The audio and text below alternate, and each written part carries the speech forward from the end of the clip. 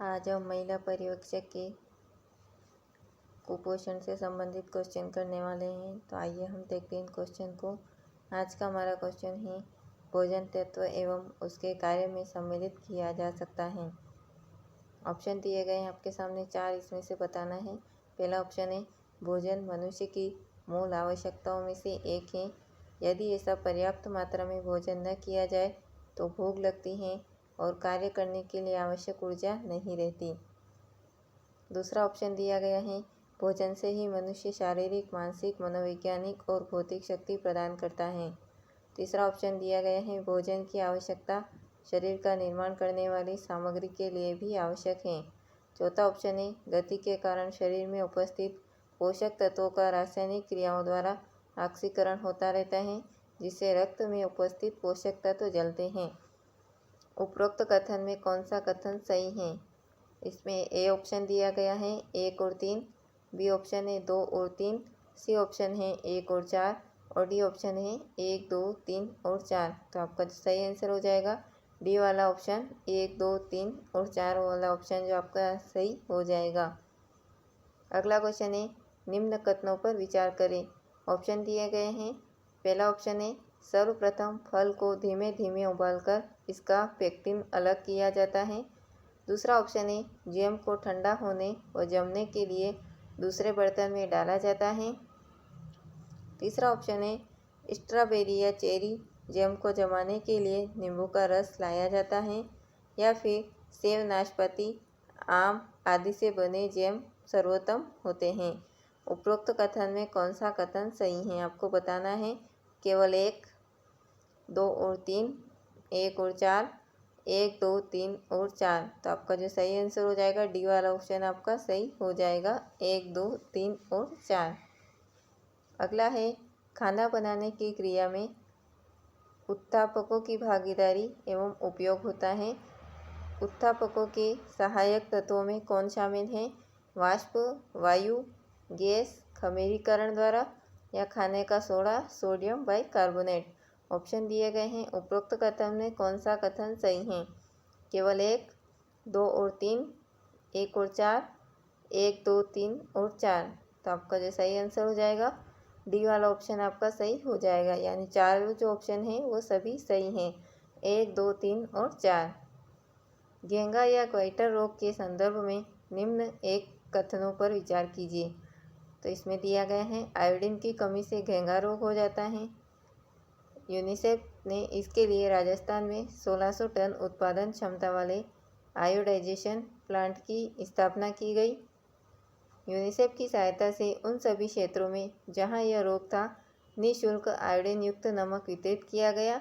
उपरोक्त कथन में कौन सा कथन सही है? तो आपको बताना है।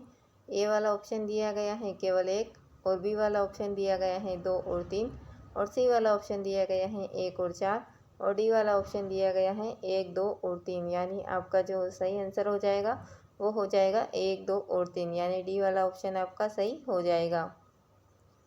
अगला क्वेश्चन है, पाश्चुराइजेशन से तात्पर्य है घरों में दूध को उबाल कर रखा जाता है, इससे इसके हानिकारक जीवाणु नष्ट हो जाते हैं। गर्मी के मौसम में दूध को बार बार उबालकर कुछ घंटों तक अच्छी अवस्था में रखा जाता है। ठंडा करने के बाद दूध को निर्जीवाणुकरण बोतलों में भरकर सील कर दिया जाता है। देश के बड़े बड़े शहरों में डेयरी का दूध पाश्चुराइजेशन करके ही वितरित होता है। उपरोक्त कथनों में कौन सा कथन सही है? बताना है आपको। ए वाला ऑप्शन है केवल 1, बी वाला ऑप्शन है 2 और 3 और सी वाला ऑप्शन है 1, 2 और 3 और चौथा ऑप्शन दिया गया है 1, 2, 3 और 4। तो आपका जो सही आंसर हो जाएगा वो हो जाएगा 1, 2, 3 और 4, यानी डी वाला ऑप्शन आपका सही हो जाएगा। अगला है, आधारी उपापचय को प्रभावित करने वाले तत्वों में क्या शामिल है? तो आपको बताना है कि क्या शामिल है। शरीर का आकार एवं भार, शारीरिक संरचना, स्वास्थ्य की परिस्थिति, अंतःस्रावी ग्रंथियाँ या गर्भावस्था। उपरोक्त में कौन सा कथन सही है? आपको बताना है। 1 और 2, 3 और 4, 1, 2 और 5 या फिर 1, 2, 3, 4 और 5, यानी डी वाला ऑप्शन आपका सही हो जाएगा। मनुष्य के शरीर में कैलोरीज की मांग को प्रभावित करने वाले कारकों में क्या शामिल है? तो आपको बताना है कि क्या शामिल है। शारीरिक वृद्धि व आयु, व्यवसाय एवं शारीरिक श्रम, लिंग या योनि, शारीरिक अवस्था, आधारित उपापचय दर। कथन दिए गए हैं 1 और 2। बी वाला ऑप्शन है 2 और 3। सी ऑप्शन है 3, 4 और 5। या डी वाला ऑप्शन दिया गया है 1, 2, 3, 4 और 5। तो आपका जो सही आंसर हो जाएगा डी वाला ऑप्शन आपका सही हो जाएगा। बैक्टीरिया के वास स्थान से संदर्भित स्थानों की पहचान करें। पहला है जल स्थित बैक्टीरिया, भूमि स्थित बैक्टीरिया, वायुमंडल स्थित बैक्टीरिया या जंतु का स्थित बैक्टीरिया। तो आपका जो सही हो जाएगा उपरोक्त कथन कौन सा सही है आपको बताना है। केवल 1, 2 और 3, 1 और 4, 1, 2, 3 और 4। तो आपका सही आंसर हो जाएगा 1, 2, 3 और 4 यानी डी वाला ऑप्शन आपका सही हो जाएगा। उच्च प्रोटीन युक्त आहार के संदर्भ में निम्न कथनों पर विचार करें। ऑप्शन दिए गए हैं। आहार में प्रोटीन लेने से शरीर में प्रोटीन का अभाव होता है। इसकी क्षतिपूर्ति हेतु उच्च प्रोटीन युक्त आहार की आवश्यकता होती है। दूसरा ऑप्शन दिया गया है। निम्न परिस्थितियां जैसे क्वाशियोरकोर, एनीमिया, एडिमा, हाइपोप्रोटीनीमिया में भी उच्च प्रोटीन युक्त आहार दिया जाता है। तीसरा ऑप्शन दिया गया है। प्रतिदिन 100 से 125 ग्राम प्रोटीन दिया जाना चाहिए, साथ ही इसके सही उपापचय के लिए पर्याप्त कैलोरी भी दी जानी चाहिए। चौथा ऑप्शन है। पौष्टिक भोज्य पदार्थों की अधिकता होने के कारण विटामिन एवं खनिज लवण आहार द्वारा स्वतः प्राप्त हो जाते हैं। उपरोक्त कथन में कौन सा कथन सही है बताना है आपको। केवल 1, 2 और 3, 1 और 4, 1, 2 और 3। तो आपका जो सही आंसर हो जाएगा वो हो जाएगा डी वाला ऑप्शन आपका सही हो जाएगा।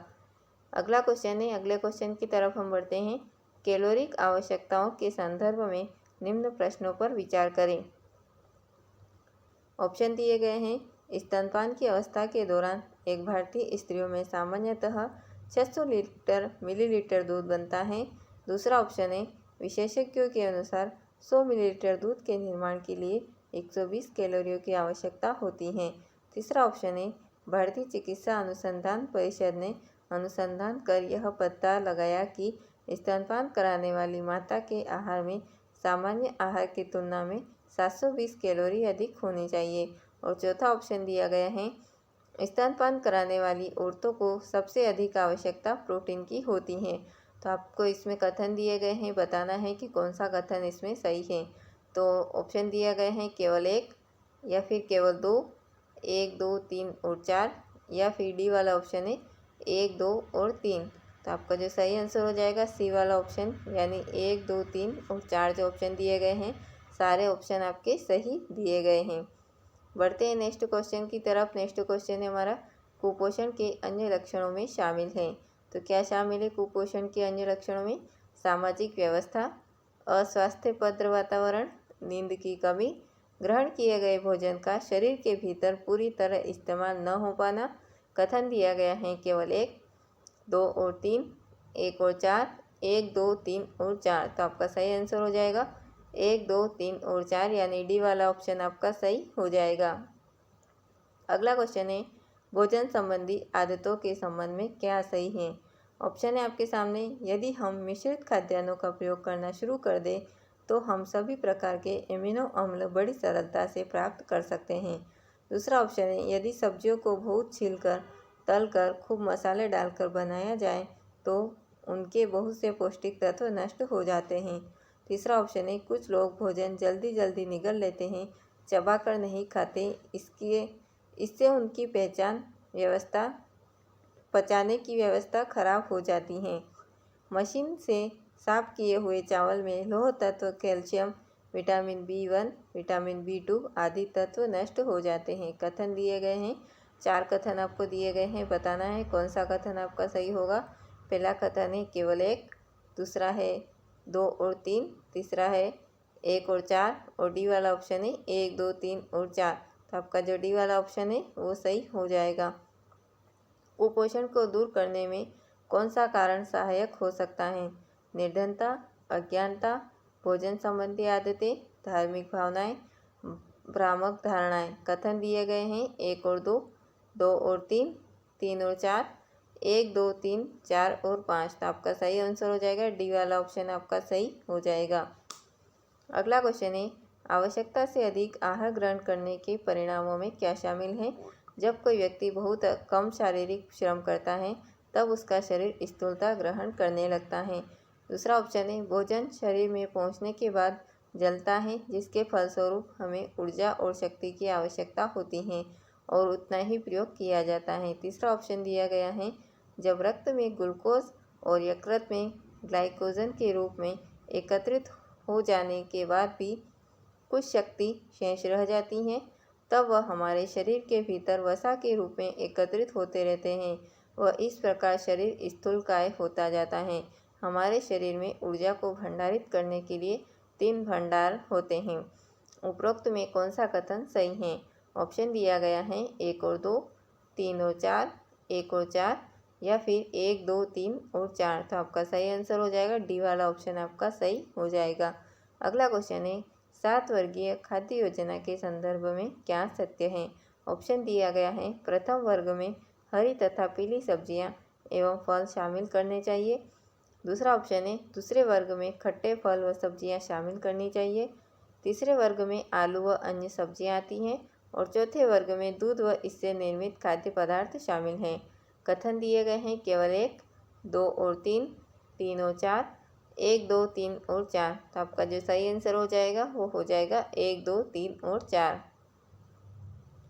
अगला क्वेश्चन है, मध्यम आय वर्ग के परिवार के लिए आहार योजना बनाएं जिसमें हल्का श्रम करने वाला शाकाहार मालिक होगा, मध्यम श्रम करने वाली गृहिणी होगी, पूर्व स्कूलगामी 3 वर्ष का बालक है तथा स्कूल जाने वाली 10 वर्षीय बालिका है। ऑप्शन दिए गए हैं, पौष्टिक आहार शारीरिक भार के हिसाब से इन्हें कम या अधिक किया जा सकता है, 1 ग्राम प्रति 1 ग्राम किलोग्राम शरीर के हिसाब से, या फिर तीसरा ऑप्शन दिए गए हैं, दैनिक आहार में 15 ग्राम वानस्पतिक तेलों का प्रयोग शामिल करें। चौथा ऑप्शन है, कैलोरिक शक्ति का 15% भाग वसा से प्राप्त करना चाहिए। ऑप्शन दिए गए हैं, उपरोक्त में कौन सा कथन सही है? आपको बताना है 1 और 2, 2 और 3, 1 और 4 या डी वाला ऑप्शन दिया गया है 1, 2, 3 और 4। तो आपका जो सही आंसर हो जाएगा डी वाला ऑप्शन आपका सही हो जाएगा। अगला है क्वेश्चन, जब भोजन में पोषक तत्व उचित मात्रा में मिलते हैं तो यह स्थिति सुपोषण कहलाती है। निम्नलिखित में कौन सुपोषण के लक्षणों में शामिल है? पहला ऑप्शन है, व्यक्ति का शरीर भार, आकार व अनुपात सामान्य होता है। दूसरा ऑप्शन दिया गया है, यह व्यक्ति की त्वचा व श्लेष्मिक झिल्ली पूर्ण रूप से स्वस्थ होती हैं। तीसरा ऑप्शन है, व्यक्ति के दांत अस्थियां मजबूत व स्वस्थ होती हैं। चौथा ऑप्शन है, व्यक्ति को गहरी बिना टूटने वाली स्वप्न रहित में आती हैं। कथन दिया गया है केवल 1, या बी ऑप्शन है केवल 2 और सी वाला ऑप्शन है 3 और 4, डी वाला ऑप्शन है 1, 2, 3 और 4। तो आपका जो सही आंसर हो जाएगा वो हो जाएगा डी वाला ऑप्शन, यानी 1, 2, 3 और 4 ऑप्शन सारे सही हैं। अगला क्वेश्चन है, पोषण विज्ञान के द्वारा हमें किन प्रक्रियाओं का ज्ञान होता है? जीवित जीव द्वारा भोजन से ग्रहण किए गए भोजन का पाचन होता है, बचे हुए पौष्टिक तत्वों को रक्त में अवशोषण की क्रिया में योगदान देना, प्रत्येक अवशोषित पोषक तत्व की शरीर की कोशिकाओं द्वारा उपयोग की क्रिया संपन्न कराना है। कथन दिया गया है केवल 1, केवल 2, 1 और 3 या 1, 2 और 3। तो आपका जो सही आंसर हो जाएगा वो हो जाएगा 1, 2 और 3, यानी डी वाला ऑप्शन आपका सही हो जाएगा। अगला क्वेश्चन है, भोजन के कार्यों को निम्न श्रेणियों में विभाजित किया जा सकता है। तो किस में विभाजित किया जा सकता है? ऊर्जा प्रदान करना, शरीर में नए तंतुओं का निर्माण व टूटे फूटे तंतुओं की मरम्मत करना, लोगों के शरीर को रोग से लड़ने की क्षमता प्रदान करना, शारीरिक कार्यों को नियंत्रण ढंग से चलाना, नए अंगों का निर्माण करना। ऑप्शन दिए गए हैं आपके सामने, उपरोक्त में कौन सा कथन सत्य है? तो आपको बताना है 1, 4 और 5, बी ऑप्शन है 1, 2 और 3, सी ऑप्शन है 1, 2, 3, 4 और 5, डी वाला ऑप्शन है 1, 2, 3 और 4। तो आपका जो सही आंसर हो जाएगा 1, 2, 3 और 4, यानी डी वाला ऑप्शन आपका सही हो जाएगा। विटामिन ए की कमी से होने वाले रोग के उपचारार्थ क्या किया जाना चाहिए? यदि किसी को विटामिन ए की कमी हो जाती है यानी आँखों से संबंधित बीमारी हो जाती है तो उसे क्या उपचार करना चाहिए? पहला ऑप्शन दिया गया है, रोगी को प्रारंभ में 1 लाख आयु विटामिन ए 3 दिन तक औषधि के रूप में दिया जाता है। या फिर विटामिन ए की मात्रा कार्ड या शार्क मछली के यकृत के तेल, कैप्सूल या गोलियों के रूप में दिया जा सकता है। तीसरा ऑप्शन है, आहार में विटामिन ए पैदा करने वाले खाद्य पदार्थों में यथा हरी पत्तेदार सब्जियां, गाजर, पपीता, सीताफल, टमाटर आदि शामिल करने चाहिए। चौथा ऑप्शन है, विभिन्न शोध व सर्वेक्षण आधार पर यह पता चला है कि देश के पूर्वी व दक्षिण भागों में प्रतिवर्ष 12 से 14 हजार तक छोटे बच्चे अंधे हो जाते हैं। उनमें यह अंधापन विटामिन ए की कमी के कारण होता है। लोगों में पोषण विषयक शिक्षा का प्रसार करना चाहिए।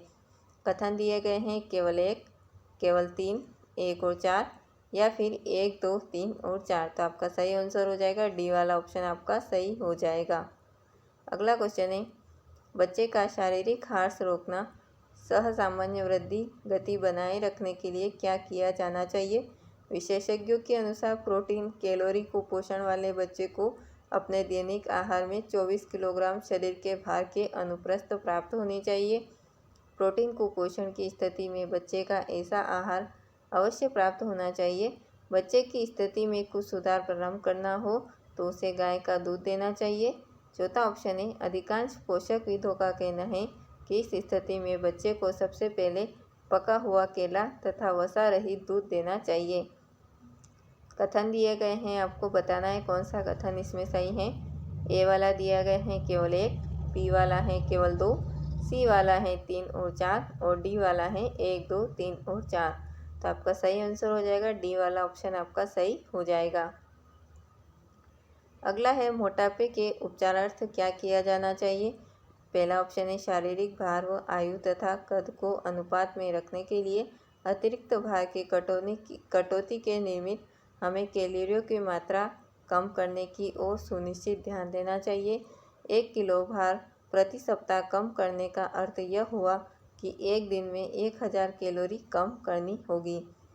तीसरा ऑप्शन दिया गया है, कैलोरियों में यह कटौती वसा तथा कार्बोज वाले खाद्य पदार्थ को कम करके होनी चाहिए।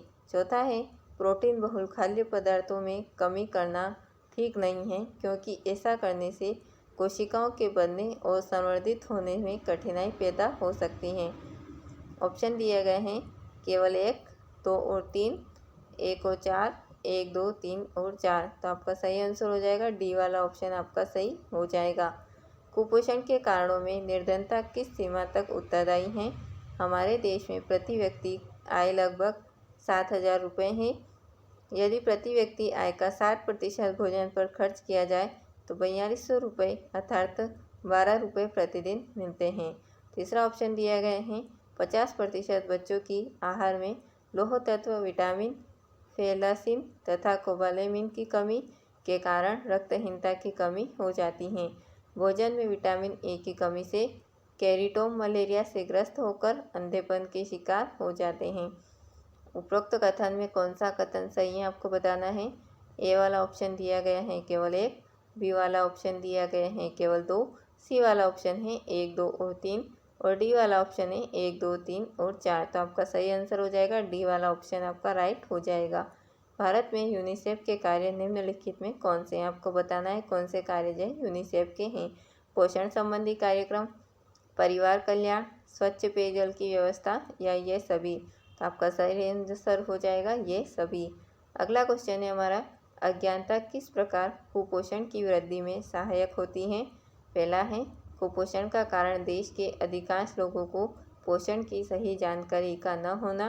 दूसरा ऑप्शन है, अनाज में शामिल किए जाने वाले अनाजों, साग सब्जियां, फल व अन्य आहारों का चयन तरीके से न कर पाना भी कुपोषण को बढ़ाता है। तीसरा ऑप्शन है, लोगों के भोजन में भोजन की अनिवार्य घटक व विटामिन संग प्रोटीन की कमी हो जाती है। चौथा ऑप्शन है, कार्बोहाइड्रेट की मात्रा आवश्यकता से अधिक हो जाती है। परिणामतः बच्चों का शारीरिक विकास सही प्रकार से नहीं हो पाता है। आपको 4 ऑप्शन दिए गए हैं। पहला ऑप्शन है केवल 1, 2 और 3, 1, 2 और 3, या फिर दिया गया है 1, 2, 3 और 4। तो आपका सही आंसर हो जाएगा डी वाला ऑप्शन आपका सही हो जाएगा। अगला क्वेश्चन है, जब किसी व्यक्ति के आहार में लौह तत्व की कमी हो जाती है तब उसकी कार्य क्षमता काफ़ी कम हो जाती है। वह थका थका महसूस करता है, उसे भूख कम लगती है, वह आमाशय में जलन होती है, त्वचा का रंग बदल जाता है या सांस लेने में कठिनाई होने लगती है। उपरोक्त कथन किसी बीमारी के संदर्भ में बतलाता है। तो आपको बताना है कौन सा कथन है जो है किस बीमारी में बतलाता है। एनीमिया, मलेरिया, सियाटिका या ये सभी। तो ये जो कथन है ये मलेरिया के संबंधित रिलेटिव हैं। अगला है, एनीमिया पुरुषों की जगह महिलाओं व बच्चों को शिकार बनाता है क्योंकि पौष्टिक तत्वों की कमी, मासिक धर्म, बच्चे को पूरक रक्त बहना या बच्चे के जन्म के समय रक्त बहना। उपरोक्त में कौन सा कथन सही है? आपको बताना है केवल 1, 2 और 3, 1 और 4, 1, 2, 3 और 4। तो आपका सही आंसर हो जाएगा डी वाला ऑप्शन, यानी 1, 2, 3 और 4 आपका ऑप्शन डी वाला सही हो जाएगा। अगला क्वेश्चन है, आहार में विटामिन डी की कमी से होने वाले रोग के संदर्भ में निम्न कथनों पर विचार करें। ऑप्शन है, भोजन विटामिन डी की कमी से बच्चों को सूखा व बड़ों में अस्थि मृदुता रोग का विकास होता है। दूसरा ऑप्शन है, भारतीय लोगों का इस रोग से ग्रस्त होना आश्चर्यजनक है क्योंकि हमारा देश कर्क रेखा क्षेत्र में स्थित है। और तीसरा ऑप्शन है, बढ़ती जनसंख्या व औद्योगिक के कारण छोटे छोटे घरों में रहना पड़ता है जहां उन्हें भरपूर मात्रा में धूप नहीं मिल पाती है। इस रोग के शिकार ग्रस्त बच्चों को अक्सर दस्त की शिकायत रहती है, वे बेचैन रहते हैं व पीले दिखाई देते हैं। उपरोक्त कथन में कौन सा कथन सही है? 1 और 2, 2 और 3, 1 और 4, 1, 2, 3 और 4। तो आपका सही आंसर हो जाएगा डी वाला ऑप्शन आपका सही हो जाएगा। अगला क्वेश्चन है, संक्रामक रोगी की रोकथाम की जानी चाहिए। तो संक्रामक रोगों की जो रोकथाम किस प्रकार करनी चाहिए? पहला ऑप्शन है, विभिन्न रोगाणुओं के प्रति बच्चे की रोग क्षमता बढ़ाने के लिए टीके लगवाने चाहिए। भोजन तैयार करते समय सफाई के नियमों का विशेष रूप से पालन किया जाना चाहिए। व्यक्तित्व स्वच्छता संबंधी नियमों का पालन करना चाहिए। बच्चों के लिए खाना बनाते समय तथा उन्हें खिलाते समय सफाई का विशेष ध्यान रखना चाहिए। उपरोक्त में कौन सा कथन सत्य है? 1 और 2, 2 और 3, 1 और 4 या फिर डी वाला ऑप्शन दिया गया है 1, 2, 3 और 4। तो आपका सही आंसर हो जाएगा 1, 2, 3 और 4 जो ऑप्शन है आपका सही हो जाएगा। अगला क्वेश्चन है, मानव शरीर में कुपोषण जन्य रोगों के संदर्भ में क्या सही है? आहार में पौष्टिकता के अभाव से कुपोषण का जन्म होता है और कुपोषण के फलस्वरूप शारीरिक व मानसिक स्थिति में अंतर आ जाता है और व्यक्ति के शरीर को रोग घेर लेते हैं। दूसरा ऑप्शन है, शारीरिक भार एवं कद का आयु के अनुरूप न होना, मांसपेशियों का कमजोर होना आदि शारीरिक लक्षण तथा चंचल व्यवहार, चित्त में एकाग्रता की कमी आदि मानसिक लक्षण प्रकट होने लगते हैं। तीसरा ऑप्शन है, कैलोरी, प्रोटीन, खनिज लवण, विटामिन आदि की कमी से होने वाले रोगों के लिए शरीर की प्रतिरोधक क्षमता नष्ट हो जाती है। चौथा ऑप्शन है, कुपोषण से उत्पन्न स्थितियां शरीर को रोगी बना देती हैं। आपको ऑप्शन दिए गए हैं, कौन सा कथन आपका सही है इसमें?